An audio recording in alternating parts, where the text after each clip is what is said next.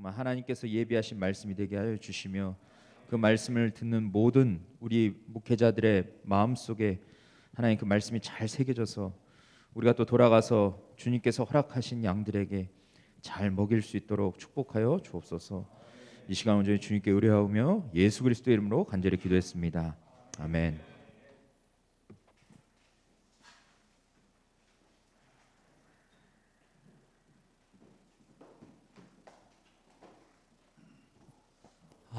참 지난 시간에 많이 죄송했습니다. 네, 은혜의 원리로 강사를 품어주셔서 감사합니다. 은혜가 없었다면 지금 이번 시간에 못 올라왔을 것 같습니다. 죄송합니다. 어쨌든 강사는 자기 컨디션을 잘 조절해서 귀한 시간 내서 오신 분들에게 최상의 컨디션에서 최상의 강의를 해드릴 책무가 있는데 어쨌든 그 책무를 조금 제가 다하지 못해서 송구스럽게 생각합니다. 그러나 하여튼 남은 시간 또 최선을 다해서 섬기도록 하겠습니다. 우선 막 제가 좀 혼미한 정신 가운데 했던 것 같은데요. 18페이지, 19페이지 답만 일단 쭉쭉 확인하고 일단 지나가겠습니다. 자, 모든 성경 본문은 무슨 맥락이죠? 미시적 맥락과 거시적 맥락 모두를 가지고 있죠. 그리고 그것을 고려하지 않을 때 빠질 수 있는 오류, 첫 번째는 뭐죠? 도덕화의 오류. 그 다음에 두 번째는 알레고리화의 오류입니다. 그 다음 본문을 누구와 연결하기? 그리스도와 연결하기. 이게 이제 복음 조각 찾기, 발견하기죠. 그래서 오직 그리스도만이 뭐뭐 할 수 있는 복음의 내용을 찾자. 본문에서 그럼 여기 뭐뭐 할 수 있는에 들어갈 수 있는 말이 그리스도만이 해결할 수 있는 주제들, 또 그리스도만이 받아들일 수 있는 율법들. 그리스도를 빼놓고 우리가 그 율법의 요구를 바로 다이렉트로 받으면 우리 다 죽죠. 그죠? 그 다음에 그리스도만이 완성할 수 있는 이야기들, 그 다음에 그리스도만이 성취할 수 있는 상징들이 있죠. 그래서 이걸 이제 우리가 주제 해결이다. 또 율법 수용, 그리스도를 통해서 율법의 요구를 받아들이게 하는 율법 수용, 또 이야기 완성, 모든 이야기의 완성이 되시는 그리스도. 그 다음 상징, 성취, 상징을 성취하신 그리스도. 이런 네 가지 관점을 생각할 수 있습니다. 그래서 괄호에 들어갈 수 있는 거 어떻게 잘 쓰셨나요? 그리스도만이 해결할 수 있는 주제들 이렇게 쓰셔야 되고, 그 다음 그리스도만이 받아들일 수 있는 율법. 만약 그리스도를 빼고 우리가 율법의 요구를 다이렉트로 받으면 어떻게 됩니까? 곡소리 나죠. 우리는 다 죽죠. 그 다음에 그리스도만이 완성할 수 있는 이야기들, 그리스도만이 성취할 수 있는 상징들. 그렇죠? 이렇게 답을 확인하고 20페이지로 가겠습니다. 마음속을 이제 파고드는 적용하기 부분인데요. 우상 숭배는 성경 전체를 관통하는 중요한 주제입니다. 그래서 우리 인간에게 무엇이 근본적인 문제인가 하는 부분을 통합적으로 보여주는 방법이 바로 이 우상의 주제입니다. 그래서 특별히 설교자가 문제 감정들을 통해서 성도들이 여전히 그리스도인임에도 불구하고 그의 삶에 가지고 있는 우상들을 발견할 수 있도록 도와줄 필요가 있는데, 가장 대표적인 문제 감정 세 가지를 불러드리겠습니다. 첫 번째는 불안. 이 불안감. 현대인들은 다 불안하죠. 근데 이 불안감은 알고 보면 왜 불안하냐? 미래를 알 수 없으니까 불안한 거예요. 내 미래에 무슨 일이 기다리고 있는지. 결국 이것은 우상 숭배하고 연결해서 생각해 보면 미래에 대한 우상 숭배죠. 이 알 수 없는 미래에 대해서 내가 뭔가 그 미래를 만들어 보고 개척하고 상황을 통제하려고 할 때 불안할 수밖에 없죠. 그 다음 죄책감이라는 문제 감정이 있습니다. 그래서 불안은 말하자면 미래에 대한 우상이에요. 앞으로 어떤 일이 펼쳐질지 우리는 모르잖아요. 인간은 미래를 모르니까 그 미래에 대해서 뭔가 내가 알고 싶고 어떻게 됐으면 좋겠고, 근데 그게 그리스도를 통해서가 아니라 내 노력이나 이 세상이 동원하는 방법을 통해서 내가 미래를 알고 싶다, 아니면 미래를 이렇게 살아내고 싶다, 이렇게 하면 우상숭배로 가죠. 그 다음 죄책감은 과거에 대한 우상숭배죠. 이미 예수 그리스도께서 십자가를 통하여 우리의 모든 죄의 문제를, 또 죄책을, 그 길티의 감정까지 다 해결해 주셨습니다. 할렐루야. 그런데도 계속해서 죄책감에 사로잡혀서 산다 그리스도인이. 그럼 뭐에 대한 우상 숭배냐? 과거에 대한 우상 숭배예요. 이미 그리스도께서 테텔레스타이 다 이루셨습니다. 아멘. 그걸 자꾸 안 믿는 죄예요. 불신의 죄예요. 그리스도께서 해결해 놨다는데도 그래도 저는요 2년 전에도요 뭐 이러면서 맨날 이러면 주님이 뭐라 그러시겠어요? 내가 왜 죽었니 너? 이렇게 하시겠죠 주님. 그죠? 네. 그다음 문제 감정 또 하나가 지루함, 공허함입니다. 이건 뭐냐면 현재에 대한 우상 숭배예요. 그러니까 그리스도와 상관없이 내가 내 현재의 삶을 살아내고 재밌게 살려고 해보니까 이게 지루하죠. 그러니까 뭔가 자꾸 자극적인 걸 찾게 되죠. 뭐 좀 재미난 거 없을까? 그래서 그 재미난 게 게임이 될 수도 있고요, 드라마가 될 수도 있고, 오락일 수도 있고, 골프가 될 수도 있고 막 그런 겁니다. 뭔가 그걸 통해서 쾌락을 찾고 만족을 찾는 거죠. 그래서 내가 지나치게 중요하다고 생각하는 것, 아니면 내 인생에서 이건 난 반드시 있어야 돼, 이거 가져야 돼, 이런 거. 그래서 그게 없으면 불안하고 염려하고 우울해지고 가면 그게 나의 현재 가장 강한 우상일 수 있는 겁니다. 그러니까 과거의 우상은 진짜 이렇게 돌로 나무로 뭐 깎아서 만든 이런 우상이었다면 현대인에게 우상은 훨씬 더 교묘하고 세련되죠. 그죠? 어떤 경우는 이데올로기가 우리에게 우상일 수도 있어요. 굉장히 다양한 우상들이 있죠. 자, 그래서 그 마음속을 파고드는 적용하기 위해서 결국 이 우상의 문제를 터치를 해야 되거든요. 성도들이 내가 그리스도인이라는 이름을 가지고 있음에도 그리고 주님의 십자가로 구원받았음에도 내 삶에서 이런 우상을 숭배하고 있구나. 그 부분을 깨닫고 다시 그 부분에 대해서 뭘로 결론을 내고 나가야 될까요? 복음으로 결론 내고 다시 한 주간 삶의 자리로 나아가도록 우리 설교자들은 도와줄 필요가 있죠. 그래서 그 성도들의 마음속에 구원받았음에도 불구하고 그 마음속에 있는 그 깊은 우상들을 성도들이 발견하고 스스로, 그리고 그걸 예수 그리스도의 복음을 통해서 그 우상을 다시 뭐 해야 됩니까? 예배 시간을 통해서 해체해야죠. 그래서 설교자들은 성도들이 한 주간 이 도시 속에서 치열하게 살다가 온 성도들, 그러나 본인도 모르는 사이에 예수 그리스도가 아닌 그 무엇으로 삶의 의미를 찾고 행복을 찾고 만족을 찾는 그 아이돌들, 그 우상들을 다시 발견하게 하고 다시 그리스도의 복음으로 대치시켜서 그 우상들을 해체하고 예배당 문을 나가도록 도와줘야 합니다. 아멘. 그렇지 않으면 그리스도인이라는 이름을 갖고 있지만 우상 숭배자로 우리가 살 수도 있습니다. 물론 그렇다고 해서 그가 그리스도로 말미암아 거듭난 사람이 뭐 지옥 간다 이 소리는 아니고요. 그리스도인다운 능력 있고 영광스러운 삶을 상당 부분 훼손당하고 못 산다는 겁니다. 그렇죠? 이건 굉장히 억울한 겁니다. 그 정도 겨우 살다가 천국 들어오라고 주님께서 십자가에서 피를 흘려주신 게 아니란 말이에요. 근데 겨우 그냥 나는 그냥 대충 이렇게 살다가 그냥 죽은 다음에 천국은 들어가겠지, 천당은 가겠지. 이게 그리스도인의 삶입니까? 얼마나 억울합니까? 물론 그렇게 해서도 영원한 세상을 천국에서 보낸다는 건 말로 닿을 수 없는 축복이지만, 근데 그게 그리스도인에게 주어진 복의 전부는 분명히 아닙니다. 그리고 우리는 이 현재적 삶을 복음으로 살아내고 승리해야 예수님이 모든 문제의 해답이 되시는 게 맞구나. 그러면서 점점 더 복음을 깨닫게 되고 감사하게 되고 누리게 되죠. 근데 그게 복음으로 감사한 게 우회됐든 뭐 나는 예수 믿기 전이나 믿고 난 후나 죄책감 그대로고 삶이 고달프고 힘든 거 그대로인데 그래도 우회됐든 난 죽으면 천당은 간다. 이것도 크죠. 영원한 운명이 달라졌으니까. 근데 복음이 과연 그 정도 차원으로 누리라고 주신 거냐 이거예요. 그리스도의 십자가와 부활이 아니잖아요. 그러니까 성도들이 몇십 년 신앙생활하면서 그냥 예수 그리스도를 통해 주어진 은혜라는 게 우회됐든 하여튼 나는 죽으면 천당 간다. 맞죠? 성경이 가르치는 진리죠. 그러나 그게 정말 다고 정말 주님이 그렇게 우리가 살다가 천국 들어오라고 십자가에서 죽으셨는가? 그건 아니라는 거죠. 그렇죠? 네. 그래서 그 문제 감정들을 통해서 우상을 발견할 수 있도록 하는 겁니다. 아까 말한 불안이라든지 죄책감이라든지 지루함 뭐 이런 것들 통해서 내 삶에 이런 우상이 있구나. 그러니까 옛날의 우상은 뭔가 뭐 돌로 나무로 깎아서 만든 우상이지만 우리 현대인들은 훨씬 더 세련된 우상이 많죠.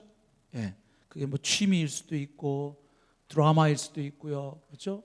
넷플릭스일 수도 있고 뭐 얼마나 많습니까? 마약일 수도 있고, 그렇죠? 그래서 그 마음속에 먼 우상들, 이게 그냥 바로 표면적으로 내가 이런 우상을 섬기고 이렇게 바로 찾아지는 게 있는가 하면 조금 저 깊이 있는 우상들이 있어요. 그것들을 파악하고 성도들이 복음을 통해서 다시 결론을 내고 예수님 앞에서 그 우상을 해체하고 다시 삶의 자리로 나갈 수 있도록 도와줄 책무가 설교자들에게 있다는 겁니다. 동의되시나요? 그래야 예수 그리스도의 복음으로 또 한 주간 살아내는 겁니다. 예수 그리스도의 복음은 우리 죄를 용서받고 죽어서 천당 갈 수 있는 티켓 주신 게 복음의 전부는 아닙니다. 그것도 엄청나게 큰 은혜지만, 그렇죠? 오늘 이 자본주의 세상 한복판에서도 우리는 하나님 나라 백성으로서 하나님의 은혜를 누리며 살아갈 수 있는 자들로 부르심을 받았습니다. 그리고 복음의 증인으로 부르심을 받았습니다. 그리고 이 진리, 이 복음의 기쁨을 알지 못하는 자들을 하나님 나라 안으로 이 복음 전에서 끌어들이라고 사명자로 주님이 우리를 부르셨습니다. 아멘. 네. 그래서 마음속에 있는 그 먼 우상들, 좀 깊은 우상들 거기 보면 나오죠. 뭐가 나옵니까? 보이시나요? 예. 이게 글자가 좀 작은데 안락의 우상, 그렇죠? 예. 또 인정의 우상, 통제의 우상, 권력의 우상입니다. 글자가 좀 깨졌는데요. 나중에 이거 좀 더, 네, 몇 페이지죠? 고맙습니다. 아이.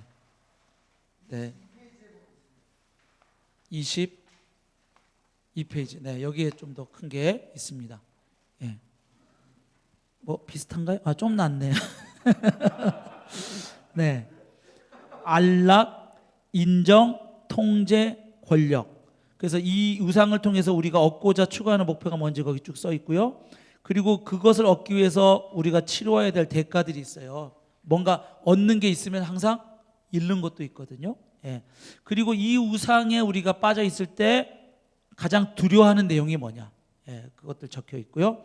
그리고 그렇게 그 우상을 숭배하며 살면 옆에 사람들이 느끼는 그 감정들이 있습니다.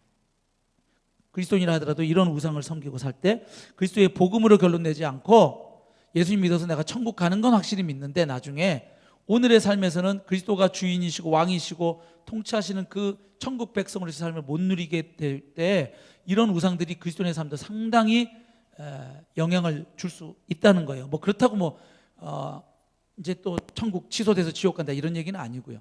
그러나 천국 백성다운 삶의 자태를 상당 부분 훼손당하고 누릴 수 있습니다. 그렇게 되면 전도도 잘 안 됩니다. 왜요? 불신자 올 때 니나 내나 다를 게 없네. 뭐 일요일날 교회 가는 거 빼고는 이렇게 되는 거죠. 근데 이제 점점 더 그리스도로 말미암아 하나님 나라의 백성다운 삶의 자태와 모습이 회복될 때 쟤 다르네. 쟤 나보다 좋은 대학 나왔는데 왜 쟤가 나보다 행복하지? 쟤 연봉 나보다 적은데 왜 기분 나쁘게 쟤가 나보다 얼굴에 빛이 나지? 왜 저 집 아파트도 우리보다 평수도 작고 저기 전세 사는데 왜 우리 80평 맨션에 사는 우리 애들보다 저 집 애들이 더 밝게 잘 크지? 뭐 이렇게 돼야 사실은 사람들이 복음의 궁금증을 갖죠. 맞죠? 그래서 영원한 하나님의 나라를 발견하고 그 나라의 백성으로 그리스도의 통치를 받으면서 하는 백성들의 그 하늘 백성의 삶의 자태, 그 향기 완벽하진 않아도 우리도 실패하고 죄 짓고 넘어지지만 그래도 주인이 바뀐 사람들은 삶의 색깔이 같을 수가 없어요. 그리고 불신자들은 그 그리스도인의 생명의 역사에서 살아내는 그 삶의 색채, 색깔, 냄새 누가 제일 잘 맞느냐? 불신자들이 잘 맡아요. 왜? 이물질이 하나 들어오니까. 자기들 전부 이 땅이 전부인 사람들이 사는데 거기에 영원한 나라를 발견하고 그 나라의 백성이 돼서 이 땅을 오늘을 살아가는 자들이 들어오면 이물질이 들어왔네 이렇게 돼야 되는 거예요. 근데 그리스도인이 들어와서 10시간을 같이 앉아있는데도 아유 참 편안하다 니랑 나랑 똑같다 이렇게 되면 이게 문제가 있는 거예요. 예. 그렇다고 그리스도인이 유별나게 티를 내고 막 교인 특유의 그런 용어들을 써가면서 이러라는 뜻이 아니라 우리가 성육신화에서 그들하고 삶의 자리로 들어가지만 어쩔 수 없이 풍겨나는 그 냄새들이 있죠. 예. 그렇게 해서 그것 될 때 그런 우상을 섬길 때 주변인들이 느끼는 그 감정들이 있고요. 결국 여기에서 가장 문제가 되는 감정이 뭔지 그리고 이것을 복음으로 어떻게 다시 그 우상 숭배 문제를 대체하는지 이런 어떤 그 프로세스들이 나타나 있습니다. 이 부분 좀 이해가 덜 되시면 제가 마지막 시간이라도 좀 보완할 수 있으면 하고요. 오늘은 하여튼 식사 시간 전에 제가 목표로 한 진도는 무조건 다 마치도록 그렇게 하겠습니다. 자, 그 다음에 복음 중심적 설교에서 주의할 점이 좀 있습니다. 이 그리스도 중심적 설교를 반대하는 분들이 많이 또 비판하는 지점이기도 한데요. 예. 극단적인 그리스도 중심적 설교에 대해서 또 이렇게 우려와 비판을 하기도 해요. 그래서 우리가 복음 중심 설교, 그리스도 중심 설교 때 우리가 이런 것들도 좀 인지하고 있을 필요가 있습니다. 그러지 않으면 우리 신학교 교수님들한테 무지하게 혼나시고 깨지시는 수가 있습니다. 뭐 가벼운 농담인데요. 그게 아니라 또 성도들을 온전한 복음 중심의 삶으로 이끄는 데 실패할 수가 있어요. 그래서 이런 것들도 기본적으로 저도 그리스도 중심적 설교에 동의하고 거기에 대해서 계속 또 공부해 가고 있고 지금 이제 훈련해 가고 있는 저도 학생입니다만은 이것에 대해서 우려하는 목소리도 진지하게 고려할 필요가 있다고 저는 생각을 합니다. 그러지 않고 이거에 하나에 꽂혀가지고 너무 이렇게 갔을 때 그 좋은 시도들이 막 역풍을 맞습니다. 저것들 무식해서 저렇게 설교해 저 복음 중심 설교한답시고 본문을 제대로 주의도 하지 않고 말이야 이렇게 되면 오히려 그런 사역을 통해서 복음의 영광을 잘못하면 우리가 어떻게 될까요? 더 떨어뜨리거나 가릴 수도 있어요. 그래서 좀 고려할 요소들이 있는데요. 극단적인 그리스도 중심적 설교에 대해서 오늘날 존재하는 비판들이 있긴 합니다. 첫 번째, 신학적인 오류는 그리스도 이론론. 그러니까 그리스도 중심 설교를 하니까 어떤 본문이든지 가급적 그리스도와 그리고 그리스도의 구속사역, 십자가 부활 사건과 연결해서 설교하고 싶은 게 이 복음에 미친 혹은 복음에 헌신된 설교자들의 공통된 마음입니다. 맞죠? 그래서 어떻게든 오늘 설교를 통해서 누가 드러나도록 그리스도가 드러나시고 영광을 받도록, 그래서 예배를 마치고 나가는 성도들에게 그래 주님이면 충분해, 복음이면 할 수 있어, 그리고 다시 삶의 자리로 씩씩하게 나가게 만들어줘야 된단 말이에요. 우리는 그 치열한 삶의 현장에서 전투하다가 막 어떤 분들은 폐잔병이 되고 막 부상이 있고 막 좀 목사님 딱 앞에 서면 성도들 다 보이잖아요. 얼굴 대충 보면 예배 끝나고 악수해도 설사 알죠. 이분 이번 주에 담배 2가 피웠네. 저도 약간 하나님 주신 그런 은사가 있어요. 이번 주에 담배 한 3가 태웠구나. 이번 주에 술 3번 마셨네. 코에 다 써있네. 이게 근데 대충 제가 보니까 정확도가 한 94% 정도 돼요. 이번 주 2번은 알코올, 그러니까 사랑하는 로드 주님이 아니라 그 주님, 소주, 맥주, 뭐 폭탄주, 그 주님과 상당히 친밀하셨구나. 한 3번쯤 드셨나 보다. 제가 보니까 한 90% 맞더라고요. 얼추 촉이 이번 주 한 3번 잡수셨구나. 이번 주에 이분은 새벽에 큐티를 한 3번쯤 하셨구나. 얼추 맞아요. 이제 너무 100%에 가깝게 맞으면 제가 미아리로 갈까 봐 주님이 한 90%에서 한 94% 정도 거의 제가 목회 지금 한 이제 20몇 년 해오니까 보니까 그래요. 목사들에겐 그런 촉이 있죠. 성도하고 짧게 악수 딱 한 15초 할 때 이번 주 큐티 3번 했다. 이분 오잖아요. 이번 주 이분 술 3번 약주 주님을 몸으로 흡입하셨구나 3번 정도 오죠. 딱 아는 척을 안 할 뿐이죠. 그러면 그분들이 악수하려고 그러겠어요? 저게 무당이야 뭐야 이러고 볼 거 아니에요. 근데 담임 목사님들 그런 촉이 있죠. 저분 이번 주에 큐티 한 번도 안 했구나 온단 말이에요. 그리고 대충 앞에 설교하려고 성도들 보면은 이번 주 한 주간 우리 성도들의 영적 상태 맵이 대충 나와요. 이번 주에 성도들이 그래도 활발하게 기도 생활도 하고 전도되고 이번 주 우리 공동체 거의 초토화됐다. 딱 설교로 5분 정도 서면 감이 오죠? 대충? 그죠? 이 목사님 대충 오잖아요. 이번 주에 우리 성도들 거의 큐티 안 했구나 오잖아요. 대충. 그래서 이 신학적 오류가 첫 번째가 그리스도 이론론. 그리스도를 전하는 게 복음을 전하는 게 맞죠. 그러나 이 그리스도 중심적 설교라는 게 오직 그리스도만 별도로 특별하게 온리 그리스도만 강조하는 게 아니죠. 왜냐하면 그리스도는 삼위일체 하나님 가운데 한 위격이십니다. 그렇죠? 하나님은 영원 전부터 영원까지 성부, 성자, 성령으로 존재하시고 사역하시는 하나님이고 세 분의 위격과 사역은 따로 독립적으로 분리되어 있지 않습니다. 그렇죠? 창조 사역에 있어서도 구속 사역에 있어서도 그렇죠? 성삼일체 하나님은 서로 협력하시고 각자 사역도 있지만 함께 협력하시는 우리가 정확한 삼일체 신앙을 가지고 있으니까요. 그래서 그리스도를 전하고 드러내는 게 복음을 전하는 거잖아요. 기본적으로. 그러다 보니까 이제 이 그리스도 중심적 설교를 하려는 열정이 강한 설교자들은 저도 그런 편이지만 결국 그리스도를 전하는 게 복음을 전하니까 어떻게든 본문하고 예수님을 연결하고 싶죠. 또 그렇게 해야 되고요. 그러나 그 연결고리가 성서 신학적으로, 조직 신학적으로 무리가 없어야 이제 공격을 덜 받는 겁니다. 근데 거기서 어설프게 막 연결해서 이번 이걸 말해 하면 이제 만약 성도 중에 신학을 하신 분이 있거나 교수님 앉아 계시면 에이 이러고 이제 나가시는 수도 있어요. 잘못하면. 그렇죠. 그래서 여기서 저희들이 계속 성실한 학생이 돼야 돼요. 공부를 게을리하면 안 돼요. 특별히 설교자는 제가 볼 때 조직 신학은 한 번 그래도 공부를 제대로 하면 그거 가지고 몇 년은 갈 수 있는데 성서 신학은 공부를 계속 해가야 돼요. 새로운 그 발견들이 계속 나오고 학문적 성취들이 나오기 때문에 그리고 그 전에 이 정도로 신학교 다닐 때 공부했던 것들보다 훨씬 더 보완되고 발전된 그런 성서 신학적 결론들이 성과물들이 나온다고요. 학계에서 그런 것들이 대충 지금 무슨 얘기가 되고 있고 어느 정도 검증되고 지금 이 분야에서 어떤 이야기들이 화두가 되고 있고는 그 안테나를 완전히 놓으면 안 됩니다. 그러니까 신대원 졸업하는 순간 신학 공부를 놓으면 설교자가 그렇게 돼요.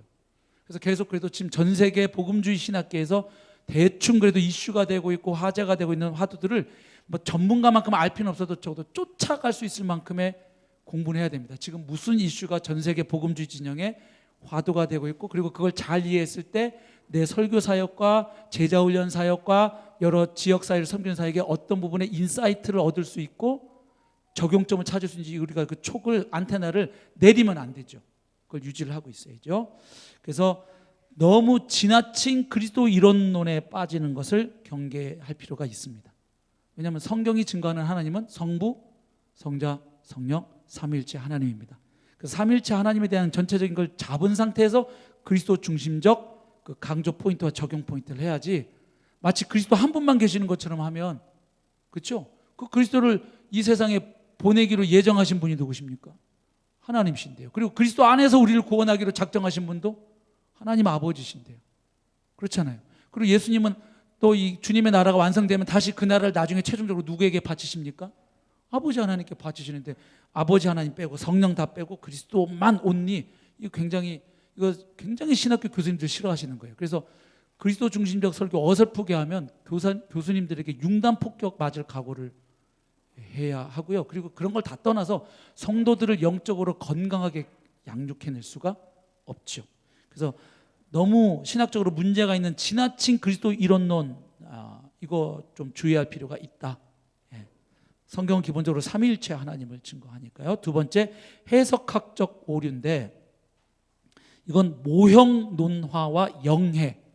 소위 목사님들 중에 영해한다고 성경 본문을 막 귀에 걸면 귀걸이, 코에 걸면 코걸이식으로 하거나 신대원 시절에 배운 그 성서 해석학의 기본 원칙들을 성실하게 본문 주의하고 설교문 쓸 때 그거를 다 이렇게 팔아먹는 경우가 있습니다. 학교 때는 학점 다 따놓고 막상 설교 준비할 때는 신대원 때 배운 걸 안 쓰는 목회자들이 의외로 많아요.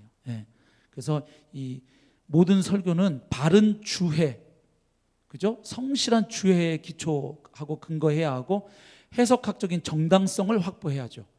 목사님이 저렇게 설교하는 게 정말 해석학적으로 근거가 있는가? 그 성도들이 납득이 되도록 우리가 성실한 학생이 될 필요가 있죠. 그래서 이 모형론화 영해, 막 영해 어설프게 하면 성도들이 되게 은혜는 받는데 그 본문이 정말 그걸 말하는 거야? 이러고 파고 들어가면 심각한 문제를 야기하죠. 세 번째, 설교학적 오류는 그 모범적 설교의 배척 또는 무시. 모범적 설교.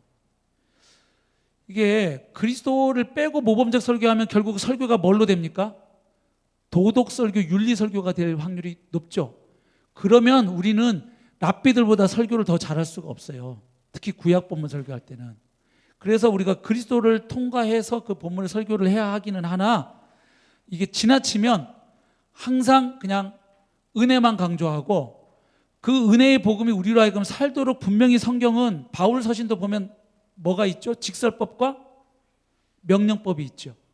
다만 주의할 것은 그 뒤에 이렇게 살으라고 하는 그 적용편 명령법은 적설법과 따로 이제 이렇게 살아가 아니라 그 앞에서 설명된 그 복음의 진리가 우리를 이런 삶을 살게 한다는 거예요. 맞죠? 로마서도 1장부터 11장까지 진리하고 12장부터 16장까지 그거를 그 연결관계 잘 이해하셔야 되잖아요. 뚝 따로 띄워도 안 되고 앞에 설명한 복음 빼놓고 12장부터 그러니까 니네 착하게 살아 이러면 이건 무슨 설교예요? 도덕주의 설교, 윤리 설교예요. 그건 복음 설교가 아니에요.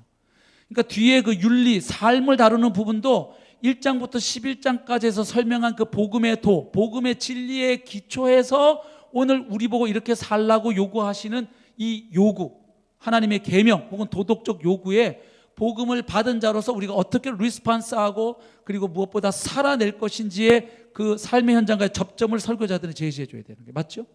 예. 그래서 설교학적 해석학적 오류 했고요. 해석학적 오류는 모형론화와 영예고 설교학적 오류는 모범적 설교의 배척 또는 무시해. 그러니까 너무 그냥 그리스도 중심 설교하니까 그러면 설교는 뭐뭐 해라 이렇게 해라라는 말은 그냥 하면 안 되는구나. 그냥 그리스도께서 다 하셨습니다. 아멘. 아유 은혜 받았네. 아니죠. 그리스도께서 이렇게 하셨으니 그리고 그 은혜로 구원을 받았으니 너희는 이렇게 헌신해라 살아라 분명히 있습니다. 근데 그거를 그리스도와 복음을 빼놓고 그냥 그렇게 하면 성도들은 그 설교를 어떻게 받느냐? 율법주의적으로 받는다는 거예요, 문제가. 그러니까 이게 복음의 필터로 어떤 윤리적 요구라든지 행함에 대한 요구들을 받아서 가시도록 도와드려야 되죠. 그리고 그 율법의 요구를 그런 우리에게 뭐 요구하시는 그 말씀들의 요구를 우리는 또 순종을 하고 살아내야 돼. 누구를 통해서 살아내는 겁니까? 그리스도와 성령을 통해서 살아내는 거예요. 근데 그렇지 않고 이제 네가 열심히 너 지금까지 은혜 받았잖아. 구원 받았지 하나님의 은혜로. 그러니까 이제부터 착하게 살아 열심히 살아 하면 이게 무슨 설교예요? 이게 도덕주의 설교, 율법주의 설교로 가요. 이게 복음 설교가 아니란 말이에요. 그러니까 살아내라는 소위 바울 서신에서도 나타나는 직설법과 명령법 아시잖아요. 신약 시간에 다 배우셨죠? 그러나 그 명령법은 직설법의 기초에서 그 명령법이 선포되고 가르쳐져야지 직설법 빼고 명령법 하면 이게 윤리설교, 도덕설교로 가는 거예요. 맞죠? 복음설교가 아니란 말이에요. 그럼 성도들 그거 다 영적으로 죽입니다. 그렇게 되면 성도들 완전히 주눅 들고 율법주의적이 돼가지고 그 복음의 감격 속에 하나님 나라 백성답게 못 살아요.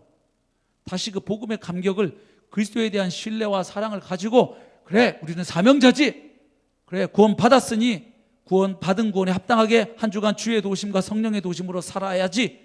말씀이 있고 성령이 계시고 공동체가 있으니 내가 지난주에 조금 죽을 쓴 것 같은데 이번 주에는 좀 더 맛있는 밥을 지으러 가자 이러고 탁 세상으로 나가도록 성도들을 보내야 될 거 아니에요. 우리가 예배를 마치고 나가는 성도들의 멘탈이 그런 멘탈로 나가게 해야지. 난 이번 주도 실패할 거야, 죽을 거야, 그리고 다음 주에서 난 또 회개 기도할 거야. 맨날 신앙생활을 그렇게 몇십 년 해보세요.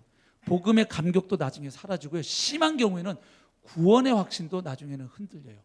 내가 진짜 구원받은 백성이 맞나? 이렇게 돼요. 실패도 하지만 또 예수님 때문에 성령 때문에 이게 또 전에 안 되던 게 그리스도로 복음으로 성령으로 승리하고 되는 경험도 있어야 이게 신앙생활에 재미가 있는 거예요. 맞습니까? 와, 내 힘으로는 죽었다 깨어나도 안 되던 게 그리스도의 이미 해놓으신 성취로 말미암아 그리고 그 이미 그리스도가 이루어 놓으신 것을 내게 어플리케이션 적용하셔서 그게 사라지도록 곁에서 도우시는 보혜사 성령님과 그리고 그런 나를 지켜주고 도와주고 격려하는 커뮤니티, 이 그리스도인 공동체가 있으니 성령이 계시고 공동체가 있고 기록된 말씀이 있으니 이 세상 그래도 살 수 있구나, 살아볼 만하구나 이러고 주먹 딱 불 끈지고 주님을 기대합니다 그러고 탁 나가게 도와드려야죠. 아멘. 예. 나가면서 예배당 문을 나갔는데 난 이번 주도 죽을 거야, 죄 지을 거야, 그리고 다음 주에서 또 나는 회개 기도할 거야 이러고 나가게 만들면 그게 설교제의 도리가 아니잖아요. 그렇죠? 네. 자, 그 다음 설교학적 오류가 바로 모범적 설교의 배척 또는 무시입니다. 이런 건 아예 안 해야 되는 줄 알아요. 그리스도 중심적 설교를 배우다 보면 분명히 바울 서신에도 직설법과 명령법이 있는 겁니다. 4번은 신앙의 왜곡. 예, 결국 이렇게 되면 인간의 책임에 대해서 너무 가볍게 여기거나 도외시해요. 또 은혜 하니까 그렇게 되면 마치 그 루터도 그렇게 했던 야고보서 같은 경우는 그렇게 되면 무슨 서신이 돼요? 지푸라기 서신이 될 가능성이 있죠. 성경에는 은혜로 구원받은 자가 마땅히 그 은혜에 합당하게 살아야 할 삶의 요구가 분명히 있습니다. 그런데 그 삶의 요구가 구원받기 전처럼 내 힘으로 낑낑대서 살아나는 게 그리스도인의 삶은 아닙니다. 이제 그리스도의 성취에 덧입어서 살아내는 것이고 그리고 그리스도께서 이루신 일이 내 삶에 실제로 적용되고 재현되도록 돕는 보혜사 성령님과 그 성령이 운행하시고 역사하시는 이 그리스도인의 생명 공동체의 도움과 격려와 지지 속에 살아가는 것이 그리스도인의 삶이에요. 맞습니까? 예. 그렇게 해야 한 주간 세상에서 열심히 살고 또 깨지기도 하고 실패도 하지만 또 거기서 도우시는 주님의 은혜도 경험하고, 그리고 또 교회 공동체 와가지고 또 성도들하고 다시 교제하고 말씀 듣고 떡을 떼고 이렇게 하면서 새 힘을 먹고, 그래 내가 지난주에 이런 부분에서 좀 실패하고 죽순 거 맞아. 그러나 주님은, 부활하신 주님은 여전히 살아계시고, 그리고 내가 나를 뒤에서 돕고 응원하는 공동체가 있고 성령님이 계시는 한 나는 여기서 멈출 수가 없다. 나는 또 지난주보다 이번 한 주 더 믿음에서 자라갈 것이다. 이러고 나가게 만들어야지. 나는 지난주에도 죽었고 이번 주에는 더 죽을 거야. 이러고 성도들 나가게 만들면 어떡해요? 우리 설교자들이. 그렇죠? 설령 나가서 범죄할 수도 있고 자빠질 수 있어도 적어도 예배를 마치고 다시 나가는 성도들의 발걸음은, 그래 이번 한 주는 내가 부활하신 주님과 함께 성령님의 도움, 그리고 공동체의 지지와 응원, 기도, 이런 힘을 가지고 한 주간 내 삶의 현장에서 복음을 살아내리라. 지난주보다 나는 더 예수 닮고 더 예수님을 증거하리라. 이러고 나가도록 도와주는 것이 우리 설교자들의 책무인 줄로 믿습니다. 네, 그렇죠? 그래서 이런 것들 좀 조심할 필요가 있겠고요. 그 다음에 남은 시간은요, 4강은 요거 제가 남은 시간에 도저히 할 방법이 없어서 요건 나중에 조금 더 딱 제대로 된 좋은 시간에 그래도 좀 다뤄드리는 게 도움이 되겠고요. 5강으로 넘어가겠습니다. 5강 남은 시간 복음 중심적 제자 훈련. 오늘 또 밤에 올라가시는 우리 사모님도 계시고 그래서 그 실제 편은 못 들어도 그냥 강의 뼈다귀는 다 들으시고 올라가실 수 있도록 해드리고 싶기도 하고요. 남은 시간을 고려할 때도 그렇습니다. 28페이지 복음 중심적 제자 훈련. 자, 우선 예수님이 선포하신 하나님 나라의 특징과 면모를 보면 하나님 나라에서 가장 중요한 키워드는 누가 뭐래도 하나님의 통치와 다스리심입니다. 맞습니까? 그게 하나님 나라의 가장 기본 키워드예요. 이거 성서 신학 시간에 다 배우셨죠? 예, 신약 시간에. 예. 그래서 하나님 나라는 그 본질이 1차적으로 하나님의 통치, 하나님의 다스리심에 있습니다. 그런데 그 하나님의 통치와 다스리심이 세 가지 면에서 아주 특징적인 면모를 나타내 보입니다. 첫 번째, 하나님 나라는 시간적인 측면에서 볼 때에 현재성과 미래성을 함께 나타내고 있습니다. 신약 성경 연구해 보면 아시죠? 다 신약 신학 시간에 이미 배우신 것으로 제가 간주하겠습니다. 현재성과 미래성. 그래서 그 유명한 말이 이미, 그러나, 아직, already but not yet. 예수 그리스도의 성육신과 그분의 십자가 부활로 말미암아 하나님 나라는 이미 이 땅 가운데 시작되었습니다. 그러나 아직 그 나라는 완성되지 않았습니다. 지금도 진행되고 있고 그 나라는 약속하신 주님이 다시 오심으로 완성이 됩니다. 할렐루야. 우리는 그날을 소망하며 오늘 여기서 살아내는 자들입니다. 복음을. 맞죠? 현재성과 미래성, 이미와 아직, already but not yet. 그 성경 구절 아시죠? 마태복음 12장 28절. 내가 성령을 힘입어 하나님의 귀신을 쫓아내는 것이면 하나님의 나라가 이미 너희에게 임하였다. already죠. 그죠? already. 그 다음에 누가복음 22장 18절은 내가 너희에게 이르노니 내가 이제부터 하나님의 나라가 임할 때까지 포도나무에서 난 것을 다시 마시지 아니하시라. 미래적 측면이죠. 그러니까 이미 임한 하나님 나라와 아직 완성되지 않은 하나님 나라. 신약 공부해 보면 두 가지의 텐션이 있는 거 다 이미 공부하셨습니다. 자, 그 다음에 골로새서 1장 13절과 디모데후서 4장 18절 그의 사랑의 아들의 나라로 옮기셨으니, 이건 현재적 측면이죠. 이미 우리를 옮겨놨다는 거고요. 소속이 달라졌습니다. 그런가 하면 디모데후서 4장 18절은 주께서 나를 모든 악한 일에서 건져내시고 또 그의 천국에 들어가도록 구원하시리니, 이건 무슨 측면입니까? 미래적 측면. 그래서 already but not yet, 이미와 아직의 측면. 이거 신약 시간에 다 이미 배우셨고요. 그 다음 두 번째, 예수님이 선포한 하나님 나라의 특징은 성격에 있어서 영적인 것이기도 하고 일상적인 것이기도 합니다. 그렇죠? 영적 측면과 지극히 평범한 그 일상의 삶과 관계된 일상적 측면. 그렇죠?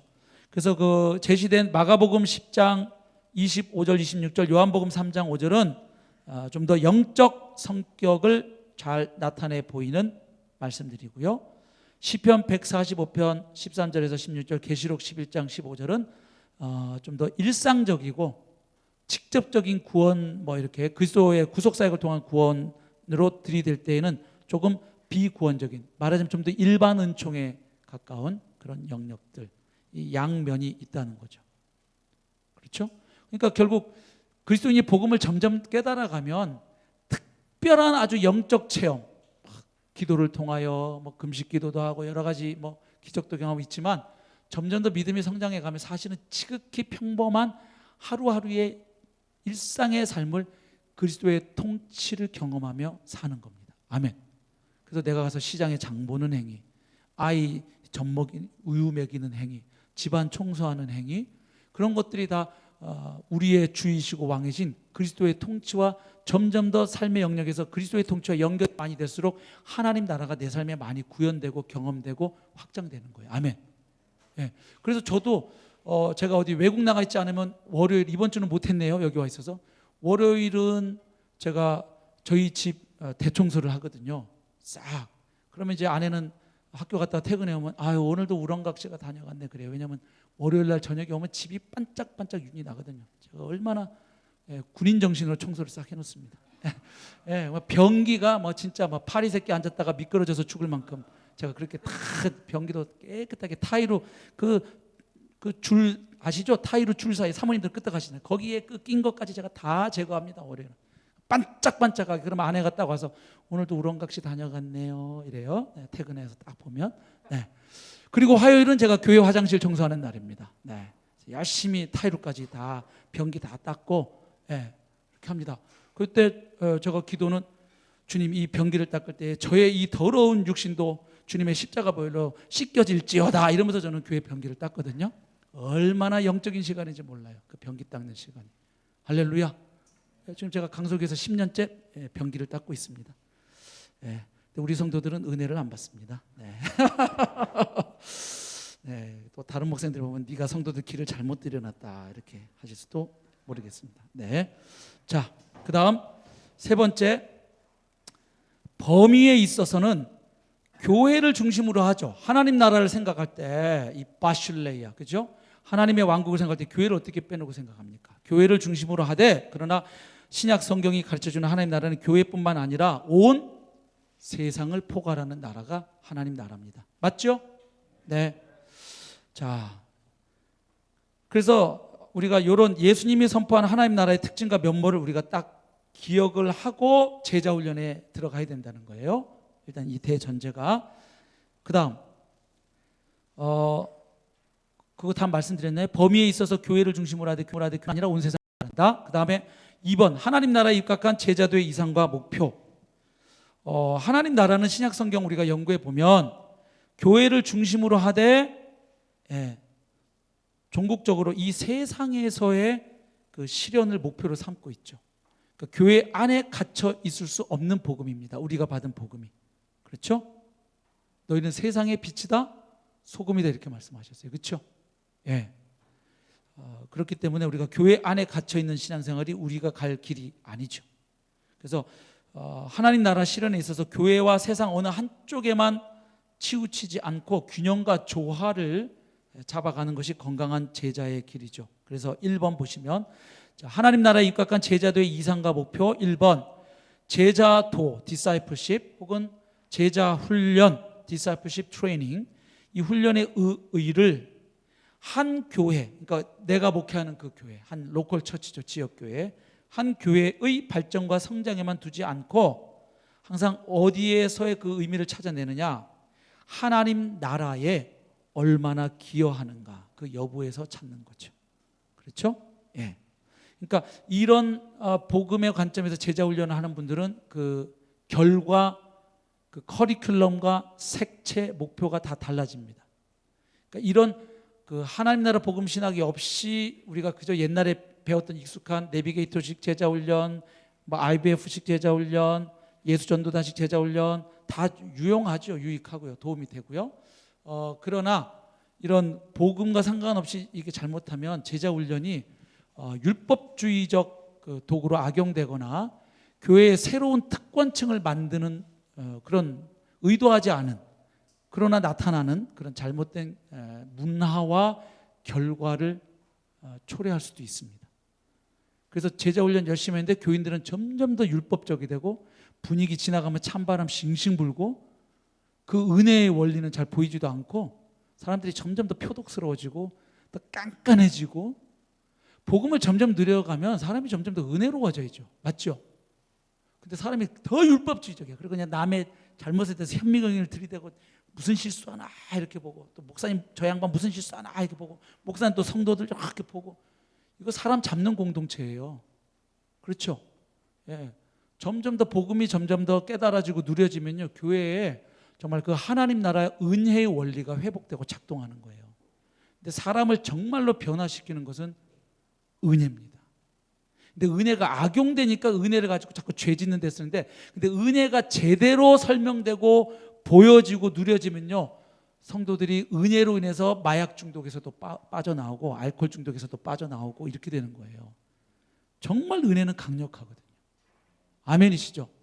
예. 그 은혜에 대한 뭐 신학적인 책도 많이 보시고, 뭐 필립 얀시 같은 책도 보시고 해서 우리가 이 은혜의 신학에 대해서 특별히 교회인들을 특별히 많이 이렇게 성경 공부도 시키고 훈련할 분들일수록 이 은혜에 대한 신학적 베이스가 튼튼해야 돼요. 안 그러면 제자 훈련이 또 이 무슨 도구가 되느냐, 완전히 성도들을 율법주의적 성도로 가지고 복음을 못 누려요. 막 서로 감시하고 막 불안하고. 그 교회 오면 이게 좀 턱하니 그리스도 안에서 자유를 누리고, 그래 내가 또 세상에서 한중한 주님과 동행해야지, 내가 주님의 십자가 대속의 은혜를 입은 자인데, 부활의 주님이 오늘도 나와 성령으로 함께 하시는데, 이러고 딱 주먹 쥐고 나가게 만들어야지. 그냥 서로 너 한 주 동안 큐티 몇 번 했어, 너 암송 몇 구절 했어. 제자 훈련이 서로 막 판단하고 정죄하는 도구가 되기도 해요. 네, 제가 과거에 그걸 많이 경험을 했던 사람입니다. 그래서 제자 훈련 잘못하면 성도 죽입니다. 근데 그 제자 훈련이 죄는 아니에요. 제자 훈련을 잘못 받아들이고 적용하고 시행한 그 담임 목회자의 책임이 큰 거예요. 네, 그래서 제자 훈련도 복음의 관점에서 다시 우리가 재해석할 필요가 있습니다. 네, 저도 옛날 내비게이터식 제자훈련 강석에서 받고, 총진대 다닐 때는 또 IBF식 예수전도단식 또 그것도 열심히 뻗쳐가지고 다 가서 내가 다 배워보겠다, 다 가가지고 섭렵하고. 예. 근데 이 복음을 충실히 알아서 제자훈련을 안 하면요, 훈련 많이 시킬수록 사람들이 두 부류로 가요. 뺀질이가 되거나 아주 구제불능이 돼요. 아주 더 깐깐해지고 율법주의적이 되고, 목사 머리 꼭대기에 올라가가지고 탁 교회를 하고 다른 성도 판단하고 정죄하고. 그래서 제자훈련 다 수료했다는데 성도들은 그 사람 곁에 가기도 싫어. 아니 예수를 점점 닮아가면 사람들이 이상하게 나는 그 양반 만나서 30분 얘기하면 이상하게 마음이 편트라, 참 좋고 나 한 주간 다시 예수님하고 잘 살아봐야 되겠다고 이상하게 결심이 되더라고. 그분하고 같이 1시간 밥을 먹고 이렇게 돼야 되는데, 나 그분하고 밥 먹다가 체할 뻔했어. 이러면 예수 닮은 건가요? 그러니까 누구보다 막 예수 닮자고 얘기를 제일 많이 하는데 사람들이 딱 볼 땐 예수랑 제일 거리가 멀어. 저 양반이 제일 율법주의적이야. 저분은 도대체 은혜가 뭔지를 모르는 사람 같고. 이러면 사람들이 그런 사람 곁에는 잘 안 옵니다. 그러면 또 이제 막 목사님은 삐져가지고 이 죄인들 이거 다 지옥에 뗄까 말이야 막 이러면서 막 강단에서 막 후려치시고 막 이렇게. 그러면 이제 계속 악순환이 되는 거예요. 그 은혜의 복음이 사람을 변하게 하는 거죠. 아멘. 네, 그렇습니다. 네.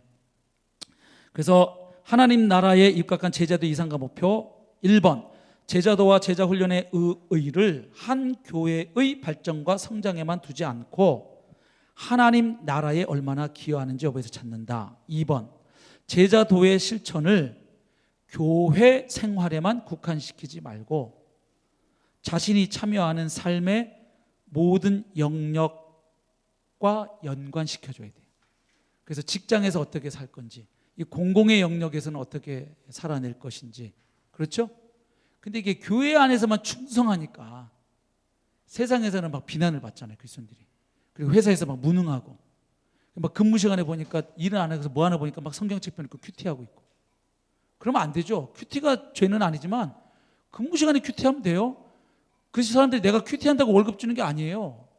근무 시간에는 누구보다 그리스도인은 회사 일을 열심히 해야 돼요. 그렇죠?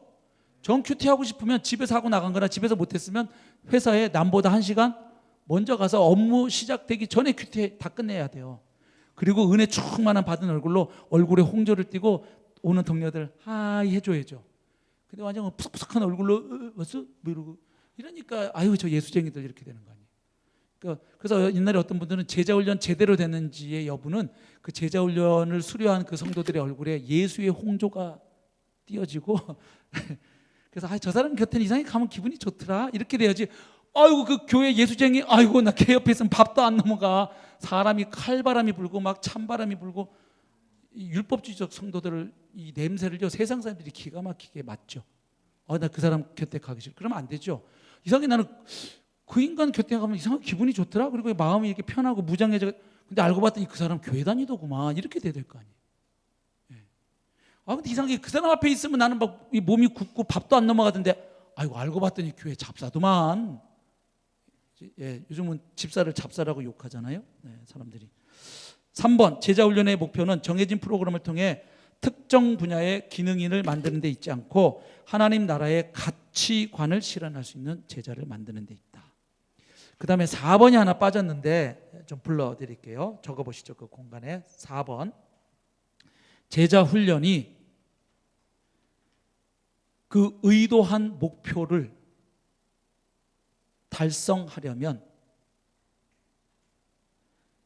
지식이나 정보 전달 위주의 학습 방식에서 벗어나 다시 한번 지식이나 정보 전달 위주의 학습 방식에서 벗어나 전인격적 변화와 삶에서의 실천을 겨냥해야 한다.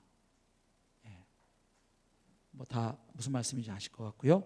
그 다음에 마지막 하고 식사하러 가시겠습니다. 제자훈련의 목적과 내용은 성경 여러 곳 있지만 가장 대표적인 성경 구절은 마가복음 3장 13절과 15절입니다. 근데 일단 이 본문에서 명시적으로 드러나는 그 목적은 두 가지가 있어요. 하나는 우선은 예수님 자기와 함께 있게 하려고. 그 다음에 두 번째 보내사 이런 일을 하게 하려고. 근데 그 행간에 들어있는 의미까지 고려해 보면 세 가지로 정리가 돼요. 결국 첫 번째 예수 그리스도와 함께 있게 하는 거죠. 제자훈련의 목표. 그럼 결국 이건 어떻게 다시 새롭게 재진술할 수 있느냐. 하나님과의 관계를 맺고 그 관계 속에서 살아가도록 돕는 게 제자훈련이에요. 맞죠? 그래서 이거는 어떤 의식이냐. 임재의식. 하나님으로 말미암는 임재의식. 그래서 여기에서 존재의 권역은 나는 하나님 앞에서 누구인가 하는 이 질문에 대한 대답. 그래서 제자들 각자가 예수님과 함께 있도록 하셨죠. 그 말씀 보면. 그래서 예수님과 함께 있으면서 그분이 이제 누구이신지를 알고 그분을 깊이 있게 알아가고 그분과 점점 더 깊은 사귐 속으로 가도록 하는 것이 제자훈련의 첫 번째 목표였습니다. 맞죠? 두 번째, 제자들이 예수님 중심의 공동체를 구성하도록. 그렇죠. 이건 공동체에서의 관계입니다. 지체의식, 그리스도인들끼리 갖는 지체의식. 그래서 나는 공동체 안에서 누구인가 하는 질문이죠. 그러니까 각자가 예수님하고 관계 맺지만 그 예수와 관계 있는 그들은 서로가 또 관계를 맺게 돼요. 맞죠? 그 커뮤니티 공동체 안에서. 그 다음에 그러니까 결국 이거는 나는 공동체 안에서 과연 누구인가 하는 질문이고요. 3번 세상으로 파송받아 사명을 감당한다. 이거는 세상과의 관계입니다. 결국 선교 의식이죠. 그래서 나는 세상에 대해서 어떤 존재로 존재하고 있는가, 누구인가, 나는 이 세상과 어떤 관계를 맺으며 살아가야 할 것인가. 그렇죠? 제자들을 보내사 어떤 사명을 감당하도록 하셨죠. 보내다, 아포스텔로 하는 말은 사명을 띠고 파송하는 것을 의미하죠. 그래서 그 본문 마가복음 같은 경우는 이제 그 사명이 14절에 보면 전도고 또 15절에 보면 귀신 쫓음 뭐 이렇게 나타나 있죠. 근데 이 제자훈련의 목적과 내용인 세 가지, 하나님과의 관계, 임재의식, 그리고 교회 공동체, 하나님 나라 백성과의 관계, 지체의식, 형제의식, 그 다음에 이 세상과 거듭나지 못한 이 세상과의 관계, 선교의식, 세 가지인데 이게 다른 구절들에도 이 패턴이 동일하게 나타나요. 예를 들면 마태복음 28장 18절부터 20절 우리 잘 아는 그 Great Commission 지상명령 말씀 있잖아요. 여기 이제 예수님이 승천 직전에 하신 말씀인데 여기 보면 예수님이 어떤 분입니까? 18절에 보면 하늘과 땅에 모든 권세를 가지신 분이에요. 이건 어떤 그 공간에 대해서 그분이 왕이고 주님이시다는 걸 의미하겠죠. 20절 보면 내가 세상 끝날까지 너희와 항상 함께 있으리라. 시간에 있어서도 그분은 왕이고 주님이시죠. 그래서 일단 예수님이 어떤 분인지를 말하고 있고요. 그 다음에 19절에 보면 너희로 지칭되는 제자 공동체가 나옵니다. 그래서 이 대위임령 Great Commission은 제자 한 사람 한 사람 각 개인과도 연결되지만 너희 이렇게 말씀하시거든요. 그럼 결국 뭐예요? 하나의 어떤 그룹 공동체로서 그 명령을 받게 되죠. 그렇죠? 그리고 가서 어디로 가라는 거예요? 예수 잘 믿는 사람들? 아니죠. 예수 들어보지 못한 사람들, 들어도 아직 안 믿는 사람들, 그들에게로 가라는 거 아니에요. 그렇죠? 네. 그 승천 이후에도 사도행전 2장 43절에서 47절도 보면 하나님과의 관계, 또 예루살렘 교회 안에서의 어떤 그 공동체적 측면들, 그리고 주님을 모르는 이 세상과의 삶, 이 하나님과의 관계, 구원받은 성도들끼리의 관계, 그리고 이 세상과의 관계, 이 삼중적 관계가 그 사도행전 2장 43절부터 47절에 그대로 다 나타나요. 한번 천천히 읽어보시면서 찾으실 수 있을 거예요. 로마서도 보면 그렇죠. 주님과의 관계가 나오죠.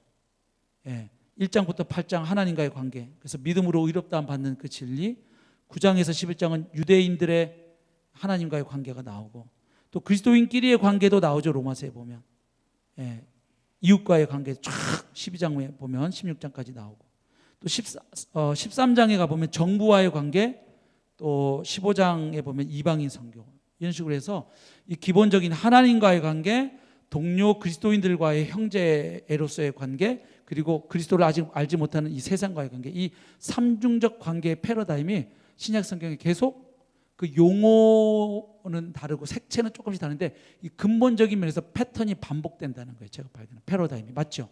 그래서 우리 교회 제자훈련 커리큘럼이 이 세 가지가 골고루 잘 잡혀 있는지를 한번 보실 필요가 있는 거예요. 이 훈련 과정을 통해서 정말 하나님과의 관계가 더 뚜렷해지고, 그래서 하나님의 임재 가운데 살아가도록 돕고 있나, 이 커리큘럼과 이 훈련 과정이. 그 다음 공동체와의 관계를 깨닫고 이제 교회의 한 지체로서 하나님 나라의 가족으로서 그가 어떻게 기여하고 살아내고 헌신하도록 잘 그 부분을 가르쳐주고 있는가. 그 다음에 마지막 대부분의 교회에서 제일 약한 부분이 3번입니다. 세상으로 파송받아 사명을 감당하도록 해주고 있는가. 이 세상과의 관계를 어떻게 맺고 그 세상 속에서 예수 제자로 살아낸다는 게 뭐냐. 그래서 저희 교회도 이번에 이제 커리큘럼을 싹 새로 개편합니다. 그래서 보통 이런 복음주의적이고 보수적인 교회가 약한 게 3번이에요. 그냥 자꾸 세상과의 분리를 강조해서 교회로 불러들여서 공부하고 교제시키고 예배하고 막 이렇게 하기 재밌게 우리끼리 사는데, 세상 속에 들어가면 젬병이 되는 거예요. 그리고 가면 너무 세상이 썩었거든. 막 아유 이 더러운 세상, 나는 여기 부담스러워. 그래 우리끼리 재밌게 이렇게 되죠. 그래서 저도 요번에 이제 커리큘럼 앞으로 다시 하려는 게, 지금 대충 이제 윤곽은 97% 나왔는데 한 2, 3% 남은 거를 우리 부목사님들하고 다시 한 번 더 최종 보완해 갖고 이제 10월 정도면 교회에 빵 선포하고, 보통 보수적인 교회가 제일 약한 게 3번이에요. 그래서 요번에 요 세상과의 관계, 세상 한복판에서 예수 제자로 살아낸다는 게 뭐냐, 직업의 영역에서는 어떻게 하고, 환경의 영역, 그렇죠? 또 이 팬데믹 상황에서 우리는 어떻게 처신하고 살아내야 되느냐, 또 회사에서 예수 믿지 않는 사장 밑에서 일하는 나는 거기서 어떻게 내 신앙을 드러내고, 그러면서 또 회사의 유능한 사원이 돼야죠. 회사 월급 받으면서 거기서 맨날 일 안 하고 컴퓨터 켜놓고 거기서 큐티하고 앉아있고 그러면 그건 정말 복음의 원수 역할을 하는 거예요. 그 월급 받으면서 열심히 회사 일해야지, 누구보다 성실해야죠. 맞죠? 그래서 그 직장 생활을 어떻게 잘하게 하는지, 시장에서 생선을 팔면서도 어떻게 예수 제자로 거기서 빛을 발하도록 이걸 상황화 시켜줄 것인지, 우리가 이제 목회자들이 고민을 해야 되는 것이죠. 그래서 저희 교회도 요 3번의 영역의 커리큘럼을 이번에 대대적으로 보강을 지금 했습니다. 그래서 이 도시에 대한 이해, 이 도시 문화가 어떻게 형성되고 도시의 이 구조가 우리의 삶을 어떻게 옥죄는지, 이 도시를 사로잡고 있는 이데올로기가 뭐고 그게 우리 개개인의 삶을 어떻게 피폐하게 만드는지, 그리고 복음이 그것을 어떻게 다시 무장해제시키고 하나님의 통치를 받는 백성으로 당당하게 행복하게 능력 있게 권세 있게 살도록 어떤 부분을 이퀴핑 무장시켜주고 또 잘못된 이데올로기를 어떻게 성도들의 그 마음에 지금 자리 잡고 있는 걸 그걸 어떻게 이 무장해제 걷어줄 것인지 이제 그런 것들을 저희도 이번에 좀 보강을 했습니다. 그래서 나중에 질문하시면 뭐 그런 내용도 그렇게 해야 이게 이제 이 시대에 세상 한복판에서 예수 제자로 살아낼 수 있는 줄로 믿습니다. 여기까지 하겠습니다. 감사합니다.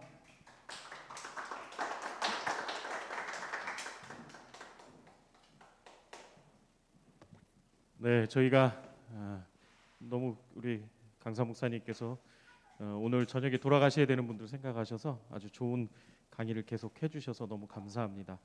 저희가 식사 시간이 늦어지면 여기 있는 스태프들, 다른 선교사님들 식사 시간이 딜레이가 되세요. 그래서 제가 부득불 우리 강사님 충분히 강의하시려고 하시는데 제가 계속 강사님에게 좀 서서 푸시를 드려서 정말 죄송하게 생각을 합니다. 네. 여기 잠깐 나갔다가 오는데 한 선교사님이 우리 밥 언제 먹어? 12시 반에 먹어? 아우 너무 배고파. 막 이런 얘기를 제가 들어가지고 더 어쩔 수 없이 조금 이렇게 강사님에게 충분한 그 여유롭게 하지 못하도록 한 것에 대해서 너무 죄송스럽게 생각을 하고요. 제가 간단하게 광고 딱 하나만 하겠습니다. 식사 맛있게 드시고 두 번째 강의 오후는 2시부터 시작입니다. 여러분들께서 자유롭게 밥 먹고 쉬시다가 2시에 같이 모이셔서 강의 참여해 주시면 좋겠는데 오후에는 우리 최정기 교수님께서 복음 중심적인 교회론과 지도자론에 대해서 지도자에 대해서 강의해 주실 겁니다.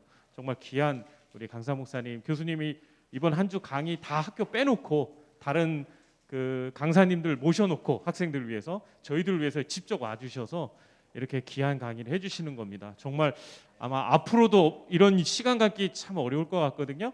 여러분 기대감을 갖고 모두 다 오셔서 귀한 강의 들어주시면 좋겠고요. 특별히 저희 그 모사복 컨퍼런스 홈페이지에 가면 묻고 답하기라는 메뉴가 있어요. 지금 화면에 나올 수 있나요?